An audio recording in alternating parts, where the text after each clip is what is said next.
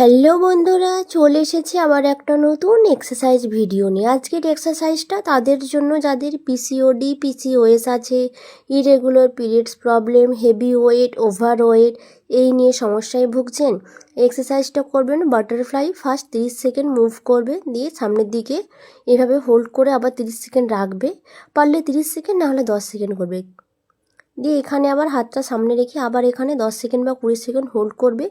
এই এক্সারসাইজটা রেগুলার করো। মর্নিংয়ে প্র্যাকটিস করতে পারো বা ইভিনিংয়েও তুমি প্র্যাকটিস করতে পারো।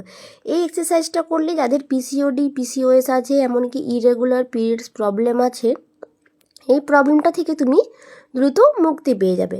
আর যখন মান্থলি যে প্রবলেমটা হয়, ব্যাক পেন হয়, অনেকের ডেট পেরিয়ে যায়, ডেটে হয় না, তাদের জন্য এই এক্সারসাইজটা খুবই উপকার। সেকেন্ড, তোমরা এইভাবে ওই একই পজিশানে বসে এইভাবে সাইড বেন্ড করবে, দেখবে এটাতেও তোমরা দ্রুত রেজাল্ট পাবে। এটাও তোমরা 3টে রাউন্ড করে করবে, দেখবে দ্রুত তোমাদের সাইড ফ্যাটও কমতে সাহায্য করবে।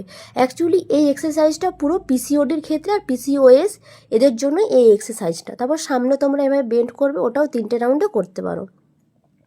তারপর তোমরা এভাবে বজ্রাসনে বসবে। বজ্রাসনে বসে ফার্স্ট নর্মাল ব্রিদিং করবে, তারপর চাইল্ড পোজ করবে। হাত দুটোকে দিয়ে পুরো গোড়ালিতে ধরার চেষ্টা করবে। এখানেও তোমরা 20 সেকেন্ড বা 30 সেকেন্ড করে হোল্ড করবে। এটাও তোমরা তিনটে রাউন্ডে করবে। দেখবে তোমাদের খুব তাড়াতাড়ি যে বলে না ক্র্যাম্পিং হয়, পেন হয়, ব্যাক পেন হয়, এগুলো দ্রুত ঠিক হয়ে যাবে। এই এক্সারসাইজটা রেগুলার করো, দেখবে এই প্রবলেমগুলো থেকে তাড়াতাড়ি মুক্ত পেয়ে যাবে।